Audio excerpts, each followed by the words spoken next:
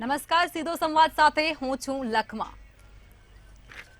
ભાજપના દિગ્ગજ નેતા એવા લાલકૃષ્ણ અડવાણીને ભારતનો સર્વોચ્ચ જે નાગરિક સન્માન એવોર્ડ છે, ભારત રત્ન એવોર્ડ છે, તે એનાયત કરવામાં આવશે। આ પહેલા પણ આ એવોર્ડ છે તે વાજપેયીજીને સન્માનિત કરવામાં આવી ચૂક્યું છે અને ત્યારબાદ ફરી એકવાર ભાજપના દિગ્ગજ નેતાને આ એવોર્ડથી સન્માનિત કરવામાં આવશે। 96 વર્ષની ઉંમરે તેઓને આ એવોર્ડથી સન્માનિત કરવામાં આવશે અને આ માહિતી ખુદ વડાપ્રધાન નરેન્દ્ર મોદી દ્વારા આપવામાં આવી છે અને તેમના દ્વારા એવું પણ કહેવામાં આવ્યું છે કે તેમણે લાલકૃષ્ણ અડવાણીજીને ફોન કર્યો હતો અને તેઓને આ બાબતે અભિનંદન પણ પાઠવ્યા હતા। તો આજ મુદ્દે કરીશું આજનો સીધો સંવાદ।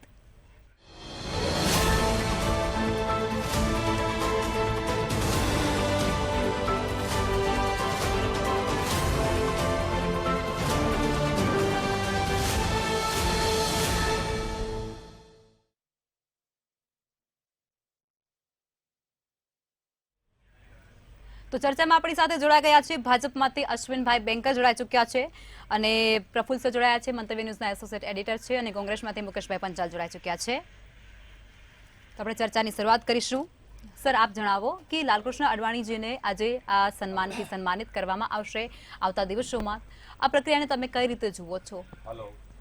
લખમાં ભાજપના સૌથી વરિષ્ઠ પ્રતિભાશાળી અને ગુજરાત સાથે એક મજબૂત નાતો ધરાવતા લાલકૃષ્ણ અડવાણીજીને આજે જે સર્વોચ્ચ સન્માન છે ભારત રત્નનું, એનેથી સન્માનવાનું નક્કી થયું છે। એનાથી એક આનંદની લહેર ચોક્કસપણે દેશભરમાં ફેલાઈ છે, કારણ કે એમનો ચાહક એક બહુ જ મોટો વર્ગ છે, એ એમનો ચાહક વર્ગ છે। અને બીજી રીતે જોઈએ તો ગુજરાત સાથે એમનો એટલો લાંબો નાતો રહ્યો છે કે આ ગુજરાતના લોકોને પણ આ એક ગૌરવ થાય એવી વાત છે। એટલે અડવાણીજી એક ભાજપના વરિષ્ઠ નેતા છે અને વર્ષોથી તેઓ રાજકારણ સાથે સંકળાયેલા છે। તેમનું જે વ્યક્તિત્વ છે એ અત્યંત પ્રતિભાશાળી અને ટ્રાન્સપરન્ટ રહ્યું છે। તેમનો જ્યારે બોલતા હોય છે ત્યારે એટલું બધું તોલીને બોલતા હોય છે, એટલું સરસ શબ્દોની એમની પસંદગી હોય છે કે એમણે ક્યારેય તે બોલવામાં કોઈ ભૂલ કરી હોય કે એમને શબ્દ પાછો ખેંચવો પડ્યો એવું ક્યારેય નથી બન્યું।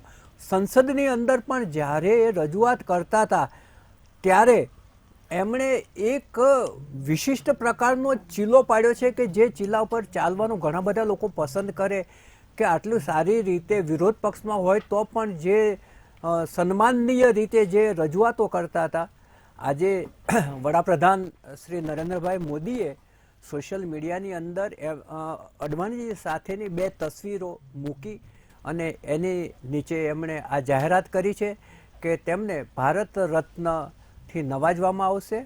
આમ જુઓ તો અટલ બિહારી વાજપેયીજી પછીના બીજા નેતા છે આ સન્માન મેળવનારા, પણ ખરેખર ત્રીજા નેતા છે, કારણ કે નાનાજી દેશમુખને પણ આ જ એવોર્ડથી સન્માનવામાં આવ્યા હતા। એટલે ભાજપના ત્રીજા અને દેશના 50મા એવા નેતા છે જેને આ સર્વોચ્ચ સન્માન પ્રાપ્ત થઈ રહ્યું છે। વડાપ્રધાનશ્રીએ સોશિયલ મીડિયામાં એમ પણ લખ્યું છે કે હાલના સમયના સૌથી સન્માનિત સ્ટેટસમેન છે। દેશના વિકાસમાં તેઓશ્રીએ આપેલા યોગદાનને કોઈ પણ વિસરી શકે એમ નથી। તેમની જમીની સ્તરથી કામગીરી શરૂ કરી ડેપ્યુટી વડાપ્રધાન સુધી તેઓ પહોંચ્યા હતા। તેઓ ગૃહમંત્રી અને સૂચના પ્રસારણ મંત્રી પણ રહી ચૂક્યા છે। તેમની સંસદીય શૈલી હંમેશા અનુકરણીય રહેશે। એટલે સંસદમાં તેઓ જે બોલતા હતા એ અનુકરણ કરવું પડે, લોકોને અનુકરણ કરવા પ્રેરાય એ પ્રકારનું હતું, એ ખુદ વડાપ્રધાન શ્રી પણ કહે છે। અને તેઓ છેલ્લા 50 વર્ષથી સંઘ, જનસંઘ અને ત્યારબાદ ભાજપ સાથે જોડાયેલા છે। જનસંઘમાંથી જ્યારે ભાજપ બન્યું ત્યારે જે કમિટી હતી તેના પણ એક વરિષ્ઠ સભ્ય રહી ચૂક્યા છે અને ભારતીય જનતા પાર્ટીનું અસ્તિત્વમાં આવ્યા બાદ તેમણે સોમનાથથી અયોધ્યા સુધી જે રથયાત્રા કાઢી હતી એને કારણે ભાજપની લોકપ્રિયતામાં અનેક ગણો વધારો થયો હતો અને ભાજપ છે એ સત્તાની નજીક પહોંચી ગયું હતું. જનસંઘમાંથી જ્યારે ભારતીય જનતા પાર્ટી બની એ પછીની વાત છે. અને તેઓ જે વર્ષો સુધી રાજકારણમાં રાજ્યસભાના સભ્ય તરીકે અનેક વર્ષો સુધી રહ્યા, વાજપેયીજી સાથે તેઓ નાયબ વડાપ્રધાન તરીકે રહ્યા, અને ગુજરાતની અંદર તેઓ 6 વખત મેમ્બર ઓફ પાર્લામેન્ટ તરીકે ચૂંટાઈને ગયા છે. 1991, 1998, 1999, 2004, 2009 અને 2014. આટલા વખત તેઓ ગાંધીનગરની જે સંસદ તરીકેનો જે વિસ્તાર છે, મત વિસ્તાર છે, ત્યાંથી ચૂંટાઈ અને તેઓ શ્રી ગયા છે. એટલે ગુજરાત સાથેનો એમનો નાતો છે એ એટલો મજબૂત છે કે ઘણા બધા લોકો એને ગુજરાતી જ સમજે, આપણા જ સમજે છે. રાષ્ટ્રીય સ્તરના નેતા છે, પરંતુ ગુજરાતીઓને એનું ગૌરવ છે કે આ અમારા નેતા છે જે આજે સન્માનનીય થઈ રહ્યા છે. જી, તો ચર્ચામાં આપણી સાથે મુકેશભાઈ ઓઝા જોડા ચૂક્યા છે, રાજકીય વિશ્લેષક છે તેઓ. અશ્વિનભાઈ, આપ જણાવો કે ભાજપના ત્રીજા આ નેતા છે જેમને આ સર્વોચ્ચ નાગરિકનો એવોર્ડ મળવા પાત્ર છે. શું કહેશો આપ? યથાર્થ અને સમયની માંગ પ્રમાણે 96 વર્ષીય આદરણીય LK અડવાણીજીને, લાલકૃષ્ણ અડવાણીજીને, જેમને લાલના નામથી આખો દેશ ઓળખે છે, એમને ભારત રત્નનું સર્વોચ્ચ સન્માન મળ્યું છે. સમગ્ર દેશ એ બાબતે આનંદ અનુભવે છે, કારણ કે તેમણે અનેકવિધ રીતે દેશને એમના કાર્યોથી દેશની ચેતના જગાડવાનો પ્રયાસ કર્યો છે. હું મુખ્યત્વે 2-3 વાત કહેવા માંગુ છું. આદરણીય લાલકૃષ્ણ અડવાણીજીની રામ રથયાત્રા સૌ લોકો જાણે છે. જો યાત્રાઓ કાઢવી અને યાત્રાઓ દેશના જનજનના સમર્થનથી અને સાથથી આગળ વધે અને એમાં કોઈ મેસેજ હોય તો એ રામ રથયાત્રા. રામ રથયાત્રા સોમનાથથી નીકળી અયોધ્યા ગઈ હતી, 1 મહિનો ચાલી હતી. એમાં સમગ્ર દેશની અંદર એવા સ્વરૂપ, એવી પરિસ્થિતિનું નિર્માણ થયું હતું કે ગુજરાતની વાત કરીએ તો સોમનાથથી ચાલેલી યાત્રા ઝાંઝરકા મુકામે આવી. દલિતોનું કેન્દ્ર સ્થાન કહેવાય એવું સામાજિક સમરસતાનું એક સ્વરૂપ લઈને રામ રથયાત્રા ઝાંઝરકા ખાતે આવી. એ રીતે સમગ્ર ભારતની અંદર ફરતા ફરતા રામમય બનીને એક સમરસતાનું વાતાવરણ ઊભું કરી રામ મંદિરના નિર્માણની એક સચોટ વાત મૂકી દેશમાં. એટલે આજે રામજીનું મંદિર એ જ જગ્યાએ બની ગયું છે. આ એમનું યોગદાન છે. ત્યાર પછી સુશાસન અને એક સ્વરાજ્યની યાત્રા નીકળી. સુશાસન કેવું હોવું જોઈએ? 1995માં પહેલી સરકાર ભારતીય જનતા પાર્ટીની આવી ત્યારે ગામડાઓને ભારતીય જનતા પાર્ટીએ ટાર્ગેટ કરી અને ગામડો એટલે કે ગોકુળિયું ગામથી લઈ અનેકવિધ ગ્રામ્ય લેવલની યોજનાઓ, હું એમ કહીશ કે સૌથી પહેલા ઇન્ફ્રાસ્ટ્રક્ચરમાં રોડની જરૂર હતી અને ત્યારથી લઈને આજે શૌચાલયની. આદરણીય અડવાણીજીના માર્ગદર્શનમાં આદરણીય નરેન્દ્રભાઈ અને અનેક લોકોએ આ દેશમાં ગામડાઓને ઉન્નત કર્યા. વિકેન્દ્રીકરણ કરવાની વાત કરી, સત્તાનું વિકેન્દ્રીકરણ, ગામડા સુધી સરપંચોને વધારે સત્તા આપવાની વાત એ પણ તેમણે જે તે વખતે કહી હતી. અને બહુ મોટી વાત કરું તો એક થિયોરી છે ભારતીય જનતા પાર્ટી, અનેક લોકો કદાચ હવે પછી જાણશે અને ભારતીય જનતા પાર્ટી સંઘના સ્વયંસેવક કાર્યકર્તાઓ જાણે છે કે ભારત એ કઈ રીતે ચાલવો જોઈએ અને ભારત ચાલવા માટે સૌને સાથે લઈને સૌનો વિકાસ થાય એવી અંત્યોદયની સૌથી પહેલા ચિંતા કરે એવી થિયોરી લઈને ભારતીય જનતા પાર્ટી હંમેશા આગળ વધી. એના જનક એ લાલકૃષ્ણ અડવાણીજી વિરોધ પક્ષના નેતા હતા ત્યારે મારા ઘરે પધાર્યા હતા. ભોજન માટે અમે આમંત્રણ આપ્યું હતું અને તેઓ આવ્યા ત્યારે સમગ્ર રાણીપ અને અમદાવાદના ઘણા બધા અધિકારીઓ એ ભોજન સમયે હાજર રહ્યા હતા. વિરોધ પક્ષના નેતા હતા, તેમ છતાં તેમના સાલસ સ્વભાવથી તેમણે કહ્યું હતું કે અશ્વિનજી આપને મુझे વેલ્યુએબલ બોનસ દિયા है. કારણ કે ઘણા બધા વિરોધ પક્ષના નેતા હોવા છતાંય અધિકારીઓ એ ભોજન સમારંભમાં હાજર હતા. તો આવા એક સાલસ નેતૃત્વ એમને ભારત રત્ન મળ્યો છે, સમયોચિત મળ્યો છે, એનો મને આનંદ છે. અને ભારતીય જનતા પાર્ટીનો પણ આદરણીય નરેન્દ્રભાઈ મોદી સાહેબનો પણ આ તબક્કે હું આભાર માનું છું. જી ચોક્કસથી. મુકેશભાઈ, આપ જણાવો કે આપ આ પ્રક્રિયાને કઈ રીતે જોઈ રહ્યા છો અને એલ.કે. અડવાણીને જે આ રાષ્ટ્રીય પુરસ્કાર છે તેનાથી સન્માનિત કરવામાં આવશે, આ અંગે આપની શું પ્રતિક્રિયા છે? મને કીધું હા, બે મુકેશભાઈ છે ને? મુકેશભાઈ પંચાલીએ. ઓકે, હા. એટલે હવે સૌ પ્રથમ તો આપણા દેશના કહીએ કે ભારતીય જનતા પાર્ટીના કહીએ, 96 વર્ષની વયે પહોંચેલા, જેને વયોવૃદ્ધ કહેવાય, ભગવાન એમને 196 વર્ષના કરે એવા નેતાને જે આ ભારત રત્ન આપવાનું નક્કી થયું એ મારી દ્રષ્ટિએ એક તો પ્રશંસનીય છે, અને કોંગ્રેસ પક્ષ સહિત હું પોતે આ વાતને, આ નિર્ણયને અમે આવકારીએ છીએ. કારણ કે આ જે લાલકૃષ્ણ અડવાણીજી છે એને મને પણ રાજકારણમાં 32 વર્ષ થયા. મેં પણ એમના ઘણા ભાષણો પણ સાંભળ્યા છે. વિરોધ પક્ષ હોય, કોંગ્રેસ હોય, ભાજપ હોય, એ બધું 2 નંબરની વાત છે. પણ ઘણીવાર ઇન્દિરાજીને પણ સાંભળવા બીજા પક્ષના લોકો જાય, અટલ બિહારી વાજપેયીજીને પણ સાંભળવા બીજા પક્ષના લોકો જાય. એવું જરૂરી નથી કે એની અંદર કોઈ વિરોધાભાસ હોય. પણ અહીંયા વાત એવી છે કે જે લાલકૃષ્ણ અડવાણીજીને મળવું જોઈતું હતું ને એ નથી મળ્યું. ભારત રત્ન એ તો ખૂબ સારી વાત છે, પણ એમને જે અન્યાય થયો છે ને એની વાત આજે ભારતીય જનતા પાર્ટીના કોઈ લોકો નથી કરતા. અને બીજી વાત તમને કહું કે આજે સ્વર્ગસ્થ રાજીવજીને અભિનંદન આપવા જોઈએ ભારતીય જનતા પાર્ટીએ ને બધાએ, કે એમણે જે મોબાઈલ ફોન ને ફોનની વાત કરી, તેથી આજે આપણા પ્રધાનમંત્રી ફોનથી એમને જણાવીને અભિનંદન આપી શક્યા, એ ફોન વાપરીને. નહીં તો ખરેખર તો રૂબરૂ જઈને વાત થાય. પણ હવે એમને ફોન જે આવી ગયો આપણા હાથમાં, આધુનિક ટેકનોલોજી, એનાથી એટલે આપણે તો સ્વર્ગસ્થ રાજીવજીને અભિનંદન આપવા જોઈએ. અને બીજી વાત એવી છે કે આજે આખો દેશ જાણે છે, ભલે કોઈ ગમે તે કે, જ્યારે આ દેશની અંદર લોકશાહી અને જે ઢાંચો છે એની અંદર જો જીતા વો સિકંદર, જેની સરકાર છે એ જ સાચા. બાકી તો આમ લોકશાહીમાં જોઈએ તો લોકશાહીમાં વિરોધ પક્ષ હોય, સત્તા પક્ષ હોય, કોઈ અપક્ષ હોય, એ બધાની સાથે ચર્ચા વિચારણા કરીને સરકાર ચાલે, એનું નામ સરકાર. પણ અત્યારની આખી વ્યાખ્યા જ જુદી છે કે જે સરમુખત્યારશાહીવાળી સરકાર ચાલી રહી છે. અને એમાં પણ તમે સમજો કે જ્યારે લોકલાડીલા આપણા ગુજરાતનું ગૌરવ નરેન્દ્રભાઈ મોદી વડાપ્રધાન બન્યા ત્યારે કેટલાય અવાજો આવતા હતા.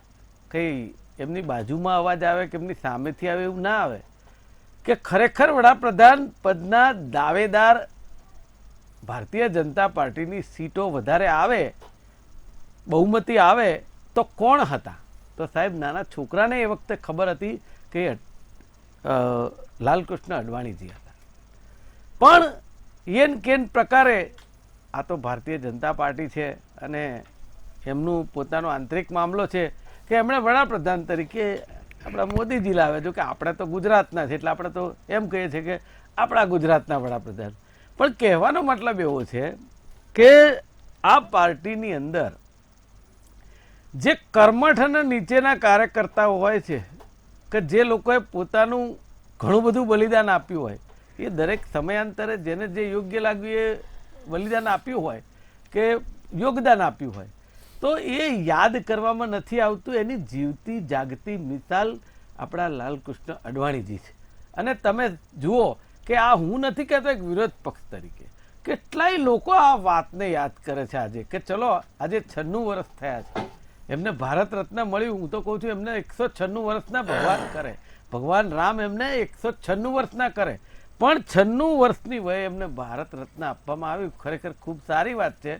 પણ મારી દ્રષ્ટિએ અને મારા વિચાર પ્રમાણે હું રાજકારણમાં છું કે મને એવું લાગે છે કે આજે જે પ્રધાનમંત્રી છે, હું તો કહું છું દરેક પ્રધાનમંત્રી પોતાની ખુરશીમાં, જે આપણા દેશની એક સર્વોચ્ચ ખુરશી છે એની ગરિમા છે, એ ખુરશી ઉપર બેસીને પોતાની નીતિ, પોતાની આવડત પ્રમાણે દરેક નિર્ણયો કરે.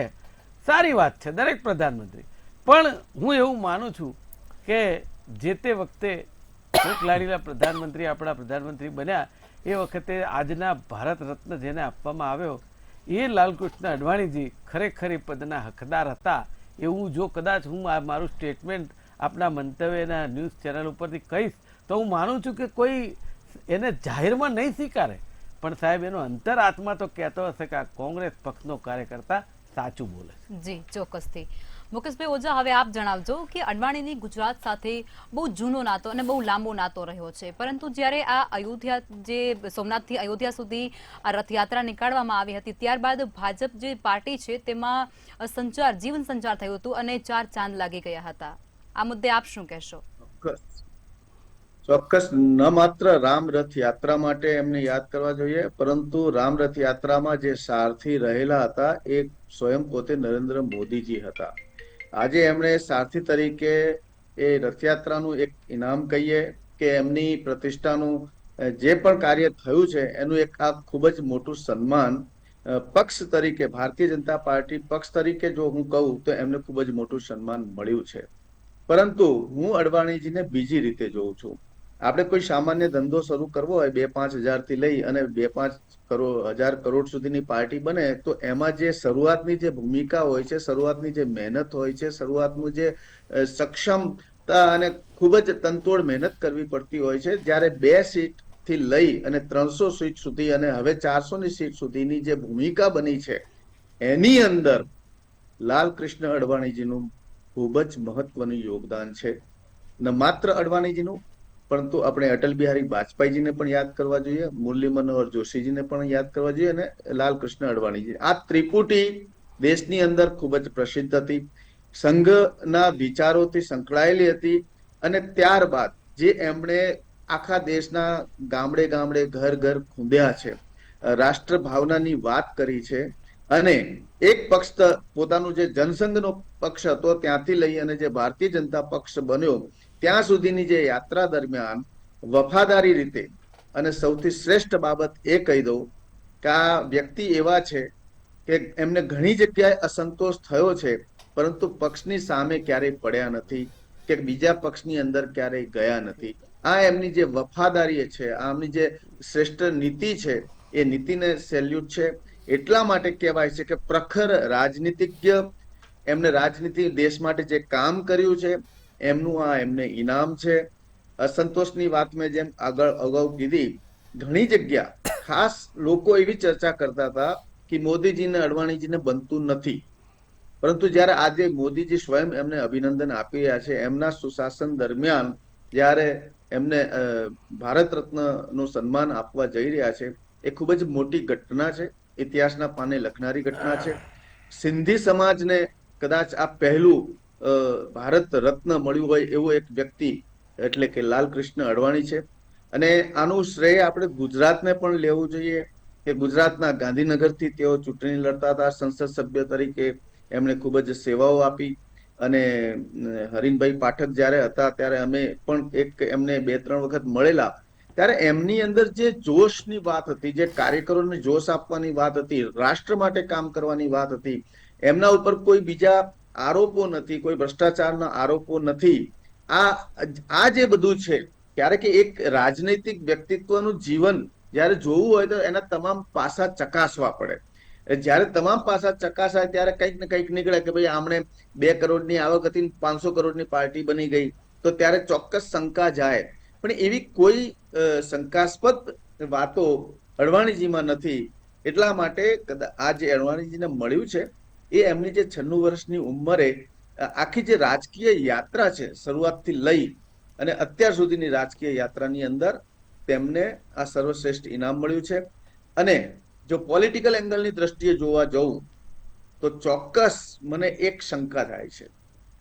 આ જે ભારત રત્નનું જે સન્માન આપ્યું છે મોદી સરકારે આપ્યું છે. લોકો આજે એવી વાતો કરે છે કે અડવાણીજી કરતા તો મોદીજીએ ઘણું કામ કર્યું છે. આ વાતને લોકો યાદ રાખશે. એટલે કદાચ મોદીજીની ઉંમર થાય તો મોદીજીને પણ ભારત રત્ન ચોક્કસ મળી શકે, એનું ગ્રેડેશન પણ અહીંયા નક્કી થઈ ગયું છે. એટલે આ ખૂબ જ મોટી વાત આપણે એને કહી શકીએ.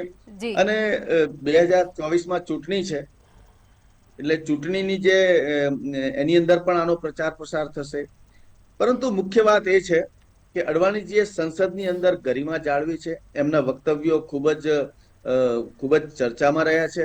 પ્રખર હિન્દુત્વવાદી વલણ પણ એમનું રહ્યું છે, પરંતુ રાજકીય કિન્નાખોરી એમનામાં નથી. અને આ બધા સારા ગુણ પણ એમને જોયા છે. એટલે જો ભારત રત્ન અપાયું હોય તો મારે સારા ગુણોની ચકાસણી કરવી જોઈએ કે એમના પોઝિટિવ પ્લસ પોઈન્ટ કયા છે. તો એમના પોઝિટિવ પ્લસ પોઈન્ટ જોયા પછી, અને દેશ માટે કામ કર્યું છે, રાજ્ય માટે કર્યું છે, પોતાના ગામ માટે કર્યું છે, તો શ્રેષ્ઠતા છે. એટલે એમને જે મળ્યું છે એમને ખૂબ ખૂબ અભિનંદન છે. જી ચોક્કસથી, બિલકુલ. અશ્વિનભાઈ, આપ જણાવો કે હમણાં મુકેશભાઈએ જે વાત મૂકી, મુકેશભાઈ પંચાલે, કે તેમની જોડે અન્યાય થયો છે, તો આ વસ્તુનો જવાબ તમે કઈ રીતે આપશો? કોંગ્રેસને અન્યાય શું એનો પર્યાય ખ્યાલ નથી.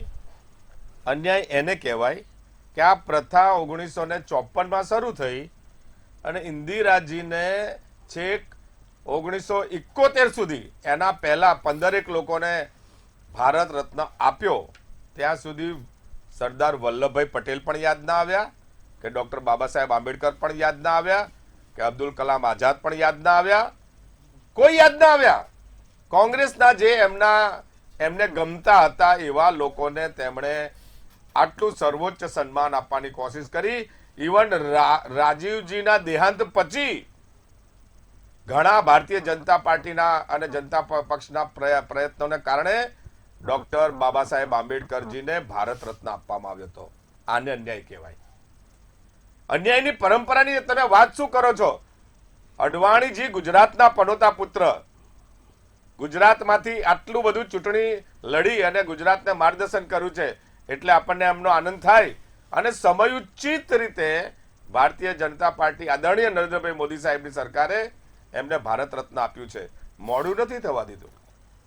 તમે તો હમણાં સુધી તમને યોગ્ય લાગે એવા લોકોને ભારત રત્ન આપ્યા, અને શ્રેષ્ઠીઓ જીઆરડી તાતાથી લઈ ઘણા બધા શ્રેષ્ઠીઓ એમને તમે નહોતા આપ્યા, એ યાદ રાખીએ. બીજી વાત કરીએ તો આદરણીય અડવાણીજી અને આદરણીય અટલજીએ આજના વડાપ્રધાન, એ વખતના કુશળ સંગઠક, તમામ રીતે સક્ષમ એવા નરેન્દ્રભાઈ મોદીને આંગળી પકડીને જવાબદારીઓ આપતા હતા. રામરથ યાત્રાનું સુચારુ સંચાલન કોણે કર્યું? એકતા યાત્રાના સારથી કોણ હતા? આ તમામ ભવિષ્યના નેતા બનાવવાની પ્રક્રિયા હતી ભાઈ. આ ભારતીય જનતા પાર્ટીને ઓળખવામાં તમને વાર લાગશે. એ તો એ વખતથી જ નરેન્દ્રભાઈ મોદી સાહેબને વડાપ્રધાનના કેન્ડિડેટ તરીકે પ્રોજેક્ટ કરતા હતા આ બંને નેતાઓ, અને એટલા માટે વિશેષ જવાબદારીઓ આપતા હતા. અને તમે જોયું હશે કે સમગ્ર દેશમાં 1996 ની અંદર જ્યારે તેઓ કેન્દ્રમાં ગયા ત્યારે 4 સ્ટેટના મહામંત્રી તરીકે પણ એમને જવાબદારી સોંપી હતી. એક ભારતીય જનતા પાર્ટીમાં કાર્યકર્તાને કેવી રીતે મોટો કરવો એની વ્યવસ્થા હોય છે અને ડિઝાઇન હોય છે, અને એના ભાગરૂપે ભારતને વડાપ્રધાન મળ્યા ભારતીય જનતા પાર્ટી અને આદરણીય નરેન્દ્રભાઈ મોદીની કુને. એટલે આમાં અન્યાયનો વિષય નથી આવતો, તમારા જોવાની દ્રષ્ટિમાં ફેર છે. મેં કહ્યું એમ અન્યાય તો રાજીવજી પછી ડોક્ટર બાબા સાહેબ આંબેડકરજીને તમે જે કોન્સ્ટિટ્યુશનના જે જનક છે, જે પિતા છે, આખું વિશ્વ માને છે, એને તમે સન્માન નહોતા આપી શક્યા, એને અન્યાય કહેવાય. ચોક્કસથી. મુકેશભાઈ, આનો જવાબ આપો, કારણ કે આક્ષેપ તમે કર્યા હતા, એ આક્ષેપને વખોડી અને તમારા ઉપર પ્રતિ આક્ષેપ લગાવવામાં આવ્યા કે મનગમતી વ્યક્તિઓને જ તમે આ સન્માન આપતા હતા કોંગ્રેસ દ્વારા. આમાં એવું છે કે કોઈ આપણને 2 શબ્દ કહી જાય તો આપણે 2 શબ્દ કહેવા, મારું એવું કંઈ કહેવું જ નહોતું. આ બધી એમને જે લાગ્યો મને વાંધો નથી. હું તો એમના નેતા માટે વાત કરતો હતો કે ભાઈ એ હજી એવું કહે છે કે જરાય મોડું નથી કર્યું. આ એમના શબ્દ બી હાલના જ છે કે જરાય મોડું નથી કર્યું. આ 96 વર્ષની ઉંમરે પહોંચ્યા એ મોડું ના કહેવાય? મને કંઈ નવાઈ લાગે છે. ભગવાન એમને 196 વર્ષ ના કરે, મેં તો એવું કહ્યું, પણ એમને 96 વર્ષની વયે અત્યારે ભારત રત્ન આપ્યું તો કે જરાય મોડું નથી કર્યું. અને પાછું મોસાળમાં આપી રચનારી છે, 10 વર્ષ થઈ ગયા, ત્યાં સુધી તો યાદ આવ્યા જ નહોતા 2024 ચૂંટણી પહેલાં. જેમ પેલા સાહેબે કહ્યું ને કે સિંધી સમાજમાં પણ સૌથી પહેલાં હશે, એટલે 2024માં એનો પ્રચાર પ્રસાર પણ થશે, બરાબર છે. એટલે હવે બાકી કેમ 10 વર્ષની સરકાર હતી તો કેમ 5 વર્ષ રહી એ વખતે ના કરી શકાય અડવાણીજીને ભારત રત્ન? એટલે એ બધી વાતમાં બહુ તથ્ય નથી ન્યાયની વાતમાં, પણ વાત એવી છે કે મેં અન્યાયની વાત ભારત રત્નની નથી કરી. એ તમે મેં કીધું 10 વર્ષમાં આપ્યું તો આપી શકાત, અને એ તમારી મરજી. તમને જે અત્યારે તો ભાઈ જો જીતા હો સિકંદરને અત્યારે લોકશાહી જેવું કંઈ છે ને, એટલે જે કંઈ કરે સાચું, પણ મૂળ વાત હતી પ્રધાનમંત્રીની કે લાલકૃષ્ણ અડવાણીજીની એક દિલની, એની મહેનતની, એની અંદરની એક તમન્ના હતી કે હું વડાપ્રધાન બનીશ. અને જો એ દ્રષ્ટિથી જ્યારે તમે અત્યારના જે વડાપ્રધાન છે એમને નક્કી કર્યા હતા 5 વર્ષ એમને તો આપી દેવાતા, શું વાંધો હતો ભાઈ? ભારતીય જનતા પાર્ટીના હતા, તમે જ વખાણ કરો છો, એ જ નેતા હતા, પણ છતાંય એ ન થયું અને તમે પ્રધાનમંત્રી નરેન્દ્રભાઈને બનાવી દીધા. લાલકૃષ્ણ અડવાણીજીને અન્યાય એ કહેવાય જ નહીં તમારી દ્રષ્ટિએ. એ તમે અહીંયાથી કહી શકો એટલા માટે કે તમારે સામે કંઈ જવાબ ના આપવો પડે. પણ મારા સાહેબ, ક્યાંક ગલીએ ગલીએ ચારે ચૌટે જ્યાં જ્યાં તમે જેમ કહો છો ને કે અડવાણીજી ગુજરાતમાં રહ્યા, ગુજરાતના પનોતા પુત્ર, તો એ ગલીઓમાં પૂછી જુઓ કે ખરેખર મુકેશ પંચાલે કીધી એ વાત સાચી છે કે ખોટી. એ લોકોને પૂછજો. અહીંયા તમને કોઈ સામે કહેશે નહીં કે તમે પણ બોલી શકશો નહીં. હું જે કહું છું એ વાત સનાતન સત્ય છે. બાકી તો પછી જેને જે કહેવો એ કહે. પણ આજે જે એમને ભારત રત્નથી નવાજ્યા એ બદલ ખૂબ ખૂબ અભિનંદન અને હું આવકારું છું. જી ચોક્કસથી. મુકેશભાઈ ઓઝા, આપ જણાવો કે અત્યારે જે LK અડવાણીનું જે રાજકારણ હતું, જે વ્યક્તિત્વ હતું, તે વ્યક્તિત્વ અત્યારના રાજકારણીઓમાં ક્યાંય તમને દેખાયું છે, ઝાંખી છે એમની? ચોક્કસ કદાચ એવી કોઈ ઝાંખી હોય તો કોંગ્રેસ પાર્ટી કદાચ નામ સજેસ્ટ કર્યું હોય કે એવો ભાવ મૂક્યો હોય કે આમને પણ ભારત રત્ન મળવું જોઈએ, યા બીજા કોઈ અન્ય પક્ષોએ પણ એવું મૂક્યું હોય. પરંતુ મહત્વની વાત એ છે કે અડવાણીજીની ઉંમર 96 વર્ષની થઈ ગઈ છે. છેલ્લા 10-15 વર્ષથી તેઓ થોડા નિષ્ક્રિય છે મહત્વની રાજનીતિમાં.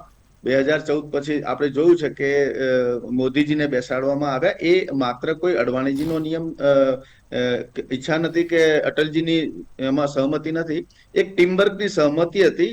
એના ઉપર પણ એક આખી ટીમ છે જેને આપણે સંઘ પણ કહી શકીએ અને બીજા પણ અન્ય લોકો પણ છે.